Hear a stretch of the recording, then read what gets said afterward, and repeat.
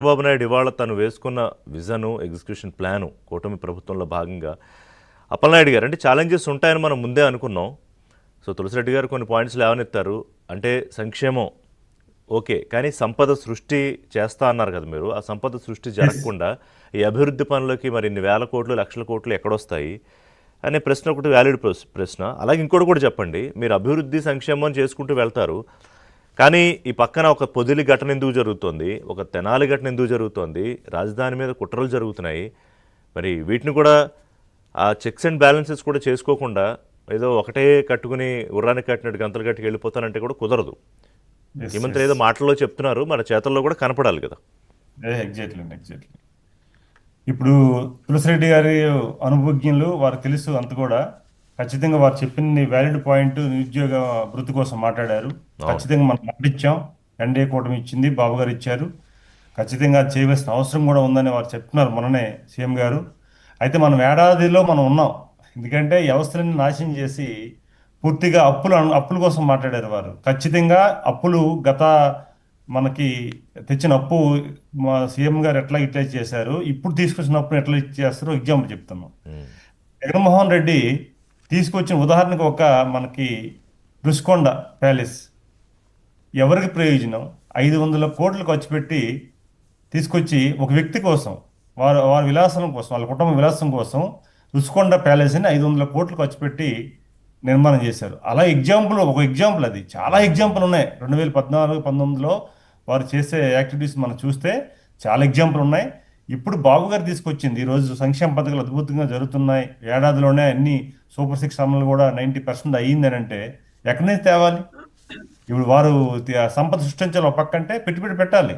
అవును, ఇప్పుడు అమరావతి నిర్మాణం జరుగుతుంది కనుక ఫాస్ట్గా చాలా మంది పారిశ్రామికవేత్తలు వచ్చారు. చాలా మంది ఇప్పుడు అడ్వాన్స్గా కొన్ని ఫ్లాట్స్ బుక్ చేసుకున్నారు. కొంతమంది ఇండస్ట్రీ వాళ్ళు వస్తున్నారు, డిస్కస్ జరుగుతుంది. ఇప్పుడు పోలవరం సంబంధించి ఖచ్చితంగా నీరు ఒక 3-4 ఏళ్ళలో వస్తుందని నమ్మకం కలుగుతుంది. ఇవన్నీ ఒక నమ్మకం కలగాలంటే ఖచ్చితంగా అభివృద్ధి ఫలాలు తీసుకురావాలంటే కొద్దిగా అప్పు చేయవలసిన అవసరం కూడా ఉంది. అయితే గత అప్పులు ఇప్పుడు అప్పులు డిస్కషన్ చేయాలంటే వారు తెలుసు, తులసిరెడ్డి గారికి వారి దగ్గర ఉంది. ఖచ్చితంగా అది చేయాలి. ముఖ్యంగా యువతకి మనం దాదాపు గోగుల్ ఇన్వెస్ట్మెంట్స్ నుంచి 4.9 లక్షల కోట్లు మన పెట్టుబడితో 4,57,00,000 మంది ఉద్యోగులకి మనం ఆల్రెడీ ఎంఓయూలు కూడా మనం 130 ఎకరాల్లో ఎంతో కేటాయిస్తూ ఇష్యూ జరుగుతుంది.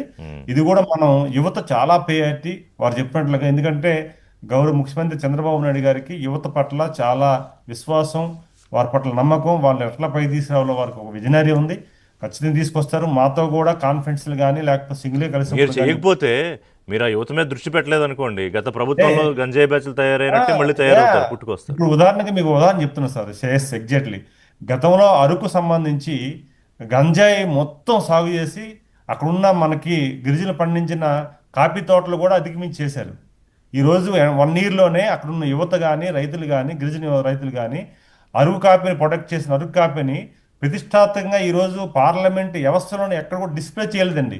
అరకు కాపీని దాదాపు వన్ వీక్ అక్కడ అనుమతులు తీసుకొని గౌరవ ముఖ్యమంత్రి గారు అరకు కాపీని అక్కడ మన స్టాల్స్ని పెట్టి పరిచయం చేసి ఈరోజు మార్కెటింగ్లో వెళ్ళిపోయాం. ఇప్పుడు దేశంలో కానీ మార్కెటింగ్ వెళ్తుంది.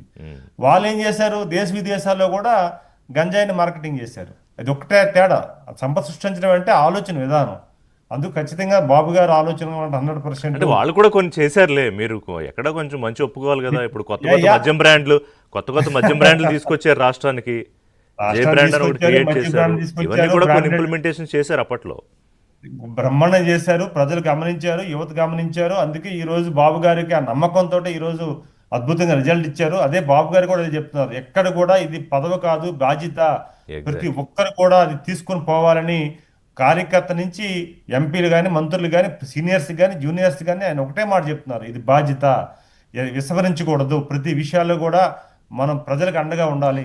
మీరు ఢిల్లీలో ఉన్నారు కదా, ఎంపీ కదా, ఏంటి బానే ఉందా? మోడీ గారు పైకి నవ్వుతూ చెప్పడమేనా, లేకపోతే చేయాల్సింది చేస్తున్నారు? లేదు సార్, నేను క్లోజ్గా ఈ 1 ఇయర్లో చూస్తున్నాను. బాబు గారు వచ్చిన ప్రతిసారి మోడీ గారు కానీ, కేంద్ర మంత్రులు కానీ, సీనియర్ మంత్రులు కానీ వారు ఇచ్చే రెస్పాన్సిబిలిటీ కానీ లేకపోతే వచ్చే నమ్మకం కానీ ఏదైతే వారు ఎన్డీఏ కూటమితో బాబు గారితో సాధ్యం ఆంధ్రప్రదేశ్ కానీ లేకపోతే దేశంలో కూడా ఆయనకున్న అనుభవం చాలా ఉపయోగం అని చెప్పేసి కొంచెం ప్రధానమంత్రి అట్లా గారు కాదు అప్పలనాయుడు గారు, కాస్త గట్టిగా కూడా అడగాలి. ఎందుకంటే ఇవాళ ఎన్డీఏ గవర్నమెంట్లో మీ పార్టీ చాలా కీలకం. ఉన్న yes, sir. ఎంపీలు కాస్త ఒక్కోసారి ప్రతిసారి విజ్ఞప్తులే కాకుండా కొంచెం గట్టిగా కూడా అడగమని చెప్పండి. లేక అడుగుతున్నాం సార్, పార్లమెంట్లో ప్రస్తావన చేస్తున్నాం, దానికి సమాధానం వాళ్ళు ఇస్తున్నారు, వెంటనే రిజల్ట్ కూడా వస్తుంది. అయితే ఓకే, ఏంటంటే తులసిరెడ్డి గారు. గత ప్రభుత్వాలు చేసిన మనకి ఏవైతే ఇబ్బందులు ఉన్నాయో ఆ ఇబ్బందులు కూడా అధిగమించే పరిస్థితి. ఈరోజు కేంద్ర మంత్రులు చెప్తున్నారు, మీకు ఇచ్చిన యూటిలైజ్ చేసుకోలేదు, అది క్లియరెన్స్ చేయండి, మళ్ళీ కొత్తగా ఇస్తామనే ఆలోచనకి కేంద్ర మంత్రులు వచ్చారు. దానిని మళ్ళీ బాబు గారు అనుభవంతో, వారికి ఉన్న పరపతితోటి మీకు దాన్ని క్లియర్. మీకు కూడా మంచి అవకాశం ఇచ్చారు చంద్రబాబు నాయుడు ఎంపీగా. Yes so sir, yes sir. దాన్ని మీరు సువర్ణ అవకాశంగా మార్చుకోండి. 5 ఏళ్లలో మీ ముద్ర కూడా ఢిల్లీలో, ఇదిగో విజయనగరం ఎంపీగా నేను ఇది అడగగలిగాను, ఇది మాట్లాడగలిగాను, ఇది తీసుకొని రాగలిగాను రాష్ట్రానికి అని మీరు కూడా ప్రయత్నం చేయండి. చేశాను సార్, ఆల్రెడీ మేము బాబు గారు ఆలోచనతో అరకు కాపీని నా లెటర్ హెడ్ తోటి పెట్టి పార్లమెంట్లో డిస్ప్లే చేసి ఈరోజు అరకు కాపీ సంబంధించి